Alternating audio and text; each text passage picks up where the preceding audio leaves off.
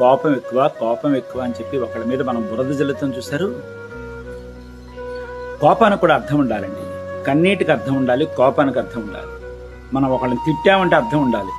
సరదాగా తిట్టుకోవడం వేరు, కానీ ఒకానొక సందర్భంలో కోపంతో తిట్టిన తిట్టుకు కూడా చాలా విలువ ఉంటుందండి. కానీ కొంతమందికి ఏంటంటేనో మనుషుల విలువ తెలియనటువంటి వాళ్ళు, బంధాల విలువ తెలియనటువంటి వాళ్ళకి మనం తిట్టినా పెట్టినా కూడా వాళ్ళకి ఏం అర్థం కాదు. వాళ్ళకి అర్థం కాదు, బూడిదలో పోసిన పన్నీర్ అనమాట. కొంతమంది చూడండి బురద జల్లేస్తారు. వీళ్ళ కోపం ఎక్క నోటికి ఎంత వస్తుంది మాట్లాడేస్తారు.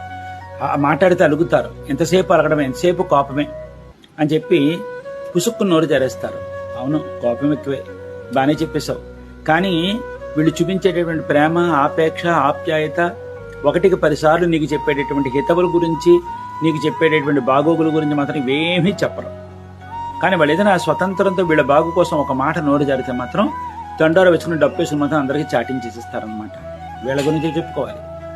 కానీ కోపం ఎక్కువేనమ్మో. ఆ కోపం కూడాను బాగు కోసమే.